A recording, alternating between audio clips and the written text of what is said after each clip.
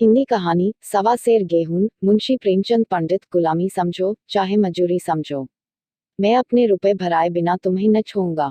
तुम भागोगे तो तुम्हारा लड़का, हाँ जब कोई न रहेगा तब की बात दूसरी है।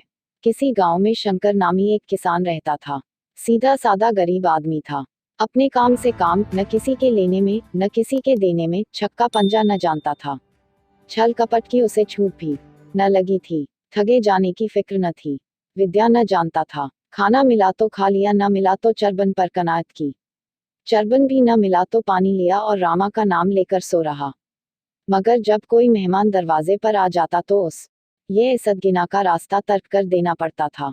खुसूसन जब कोई साधु महात्मा आ जाते थे तो उसे लाजिमन दुनियावी बातों का सहारा लेना पड़ता। खुद भूखा सो सकता था मगर साधु को कैसे भूखा सुलाता। भगवान के भगत जो ठहरे। एक रोज शाम को एक महात्मा ने आकर उसके दरवाजे पर डेरा जमा दिया।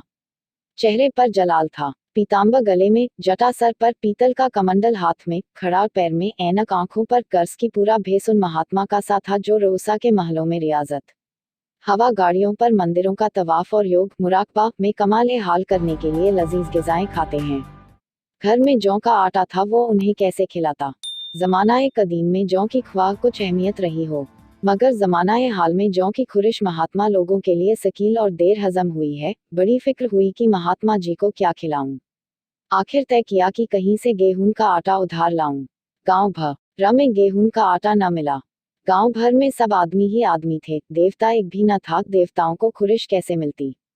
खुशकिस्मती से गांव के पुरोहित जी के यहाँ थोड़े से गेहूं मिल गए। उनसे सवा सेर गेहूं उधार लिए और बीवी से कहा कि पीस दे।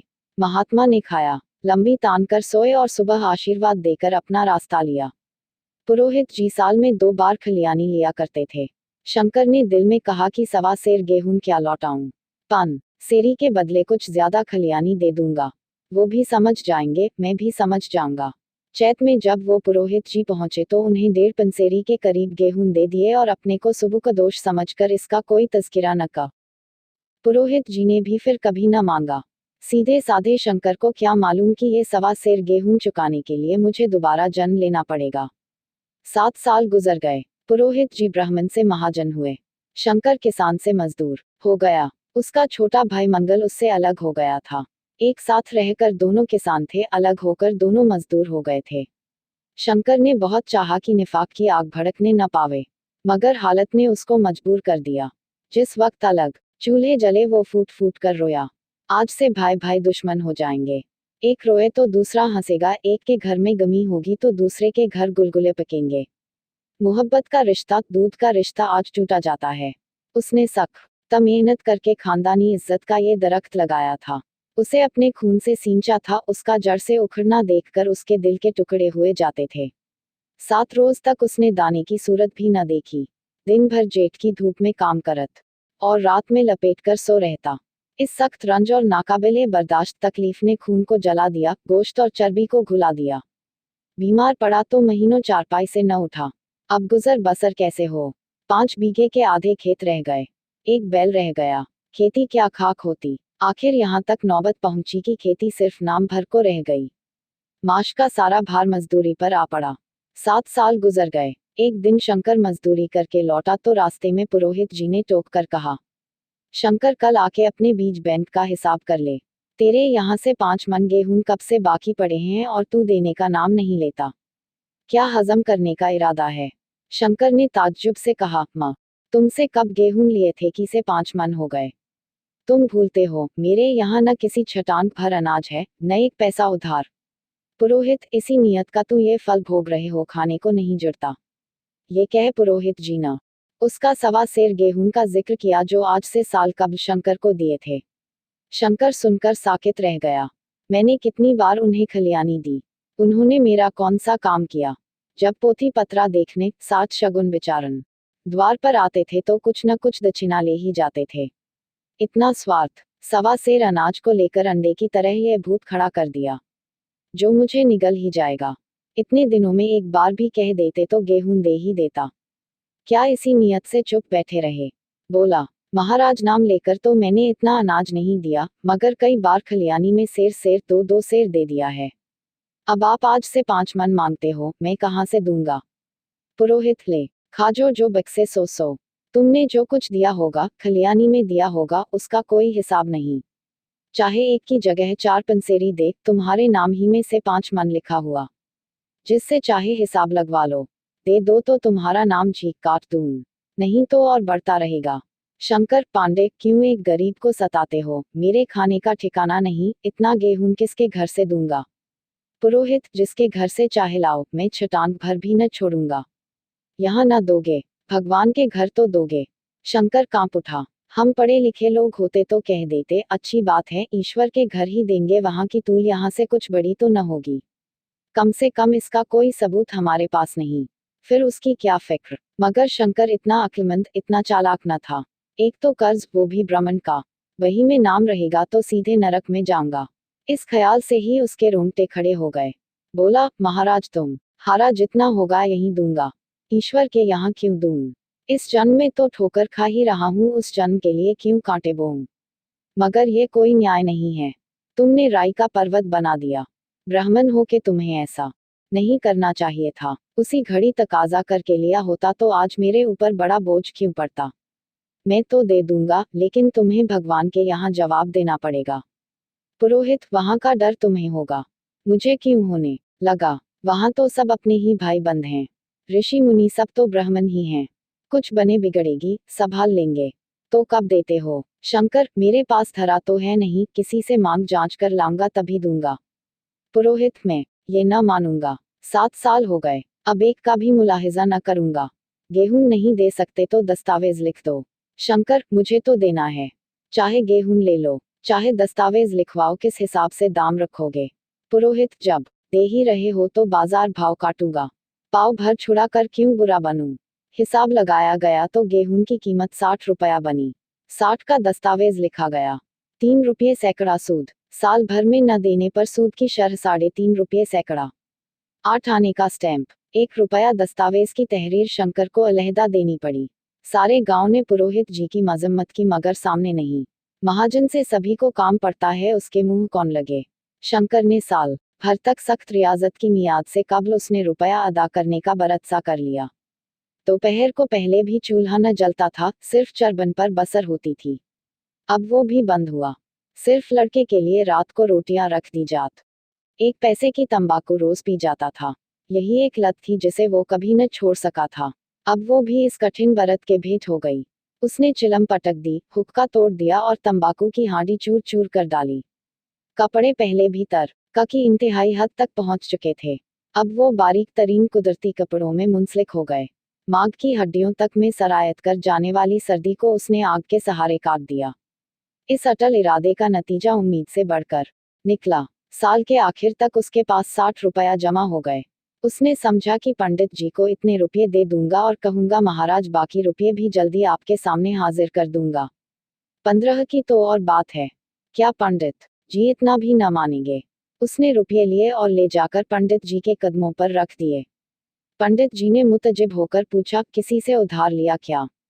शंकर, नहीं महाराज, आपकी असीस से अब की मजूरी अच्छी मिली। पंडित जी, लेकिन ये तो 60 ही हैं। शंकर, हाँ महाराज, इतने अभी ले लीजिए, बाकी 2-3 महीने में दे दूंगा। मुझे उऋण कर दीजिए। पंडित जी, उऋण तो जब ही होंगे जब मेरी कौड़ी कौड़ी चुका दोगे। जाकर मेरे 15 और लाओ। शंकर, महाराज इतनी दया करो, अब सांझ की रोटियों का भी ठिकाना नहीं है। गांव में हूं तो कभी न कभी दे ही दूंगा। पंडित, मैं ये रोग नहीं पालता, न बहुत बातें करना जानता हूँ। अगर मेरे पूरे रुपये न मिलेंगे तो आज से 3.5 रुपये सैकड़ा का ब्याज चलेगा। इतने रुपये चाहे अपने घर में रखो, चाहे मेरे यहाँ छोड़ जाओ। शंकर, अच्छा, जितना लाया हूँ उतना रख लीजिए। मैं जाता हूँ, कहीं से 15 और लाने की फिक्र करता हूँ। शंकर ने सारा गांव छान मारा, मगर किसी ने रुपए न दिए। इसलिए नहीं कि उसका एतबार न था या किसी के पास रुपए न थे, बल्कि पंडित जी के शिकार को छेड़ने की किसी में हिम्मत न थी। अमल के बाद रद्द अमल का कुदरती कायदा है। शंकर साल भर तक तपस्या करने पर भी जब कर्ज बेबाक करने में कामयाब न हुआ तो उसकी एहतियात मायूसी की शक्ल में तब्दील हो गई। उसने समझ लिया कि जब इतनी तकलीफ उठाने पर साल भर में 60 रुपये से ज्यादा न जमा कर सका तो अब कौन सा उपाय है जिससे उसके दूने रुपए जमा हों। जब सर पर कर्ज का बोझ ही लदना है तो क्या मन भर और क्या सवा मन का। उसकी हिम्मत पस्त हो गई, मेहनत से नफरत हो गई। उम्मीद ही हौसला की पैदा करने वाली है। उम्मीद में रौनक है, ताकत है, जिंदगी है। उम्मीद ही दुनिया की मुतहर्रिक करने वाली कुव्वत है।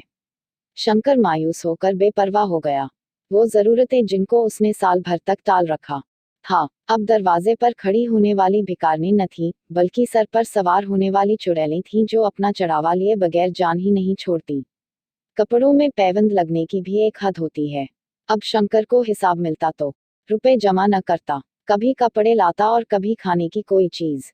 जहां पहले तंबाकू पिया करता था वहां अब गांजा और चरस का चस्का भी लगा।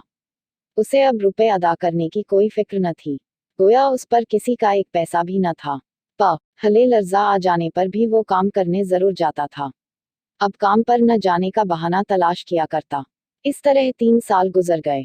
पंडित जी महाराज ने एक बार भी तकाजा न किया। वो होशियार शिकारी की तरह तीर ब हफनिश ना लगाना चाहते थे। पहले से शिकार को भड़का देना उनके सेवा के खिलाफ था। एक रोज पंडित जी ने शंकर को बुलाया, हिसाब दिखाया। 60 रुपये जमा थे, वो मिन्हा करने पर भी अब शंकर के जिम्मे 120 रुपये निकले। इतने रुपए तो उसी जन्म में दूंगा। इस जन्म में नहीं हो सकता पंडित, मैं इसी जन्म में लूंगा। असल न सही सूद तो देना ही पड़ेगा। शंकर, एक बैल है वो ले लीजिए, एक झोपड़ी है वो ले लीजिए, और मेरे पास रखा क्या है? पंडित, मुझे बैल बधिया लेकर क्या करना है? मुझे देने को तुम्हारे पास बहुत कुछ है।